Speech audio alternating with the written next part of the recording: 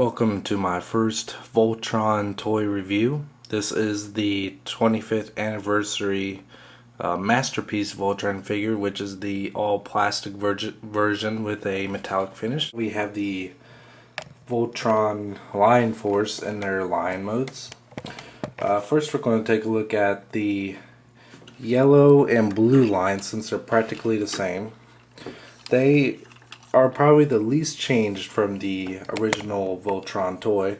They still have the head up movement, which is due to the transformation, but the head actually has a little bit of a swivel in and out, and the legs themselves can move side to side a little bit, and nice heavy ratchet in all four of the legs. The only place where it doesn't have any articulation is in the tail. And the tail can only go in, but that's because of the transformation itself. The blue line has a really awesome amount of detail on the top of his head here, which kind of gives it a more of a royal look to it. And it looks really nice. These are probably the blockiest of the Voltron lines though, and the yellow line is almost exactly the same, just has this molded in missile launcher thing on the top, and the tail is silver instead of yellow, and has blue eyes instead of yellow. It's the only line to have different colored eyes than the rest. The rest of them have yellow, but this one has blue eyes, just probably because the line itself is yellow. Now on to the red and green lines, which are the tiniest of them all. They have pretty much the same style heads, just has like this kind of jowl gold thing on this side, and this one's more blocky and this one's more round, and they both have this exact same features. They have probably the most articulation out of any of the lions because of this hinge here. You can get them in almost any type of pose you can imagine a cat being in, and you can even turn that to the side if you want and get them in kind of a sideways pouncing stance if you want. But same thing, only articulation doesn't have is in the tail, and it got minimum side to side movement on these, and even less up and down. And the only thing different with the red and blue, or the red and green lines, is on the originals they had buttons on the top to fire the heads, and that's absent here. While this one especially looks like it would be a button, it's just molded plastic. I guess they did that just to keep it a more detailed figure. And last but definitely not least is the black line, which is the most changed from the original Voltron toy, as the original one was more blocky, very bulky looking, while this has more of a traditional line shape to it and definitely looks a lot more sleeker, but still has a fair amount of bulk to it. He does have a amazing amount of articulation in the head. Has a ball joint here, rotating joint there, and another one in the bottom of the neck. So 3 points of articulation just in its neck. So the only thing a couple of things I've had trouble with the black line itself are in its mouth, or in its head area in general. Whenever I try to open its mouth, the Voltron face just kind of comes down with it. I have to kind of keep it propped up, and it doesn't like to keep its head up all too well, as you can see here. Sometimes it'll just fall by itself, but just a tiniest amount of pressure will make it fall. But other than that, it's my favorite out of the lines. It's definitely the most improved out of them all. Now the fun part. We're going to show the transformation to form Voltron.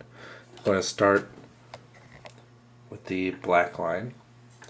Going to straighten out the legs. Okay. And fold this all the way back, these arms, and then snap them together closed. Now this is one of the trickier parts. Fold up these pieces here, because if you just try to tuck them in like this and then try to close it, this thing is not going to be able to close, which I'll demonstrate for you. Even though it looks like you'll be able to close, it doesn't shut all the way. What you really need to do, like that, you have to kind of get a pen and get his leg out. What you really need to do is kind of tuck it in at an angle about here, and then closing this will allow room for the foot to be tucked in place, which is like that. So it closes perfectly, and when you open it, it'll pull up the foot so you can get a grab on it. It took me a little bit to figure that out, but do that to this side too. Okay. Then we can take the wings here, fold them out and around, and they have this curve or cutout in them that allows them to fit around this piece, and then we can flip up the tail. And not going to do the head yet. Now I'll take the red and yellow lines, just the exact same thing going on that was on the original.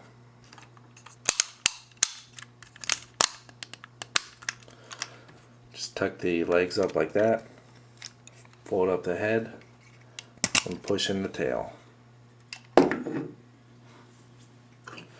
do the exact same thing on yellow.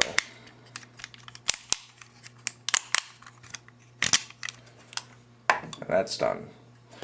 Now take the red and green lines,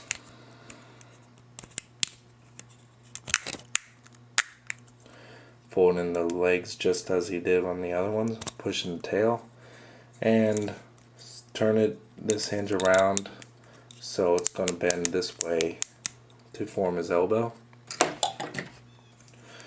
And repeat the process for the other line.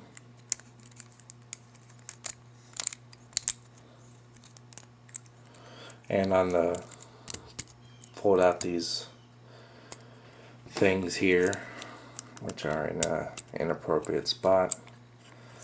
Then these will connect into his shoulders. And then take the black line, and each leg there's this hinge here in the back which you'll push up and then slide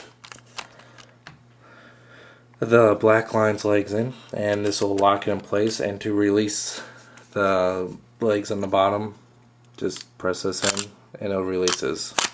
But until you do that, it's really stuck in there.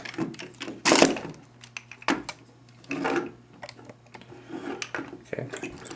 Then these are square pegs, so they're going to fit snugly into the square hole here.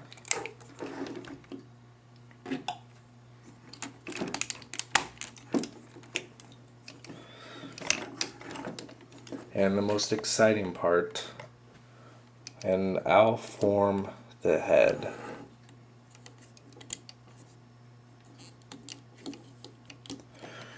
And there you have it. Voltron in robot mode has an amazing amount of articulation. His arms can rotate all the way around. He has elbow articulation, his wrist can turn. Has a nice ratchet and hip here, and they have side to side movement. He has waist, which is a little bit limited if you want to move the tail for the black line out of the way. He can get a little bit more, but still, it's pretty nice, and has limited knee articulation. Can't go all the way back, and some foot. Now, I've only seen one other review of this particular version, the metallic version of this toy, and what they said is they were having problems with the arms because the arms couldn't rotate at all. This was something I was worried about. I was hoping I wouldn't have the same problem, but must have just been his, because the arms of mine rotate just fine. The only thing I really have a problem with in this mode is that the legs are a little loose, or in this hip area. They really wobble side to side kind of easily, but once you get them standing up, it's not bad at all. He does come with his classic blazing sword, which has a peg in it on the handle here, and open up the lion's mouth. See that there's a hole in the side. Now fits snugly. And the same thing for the shield here.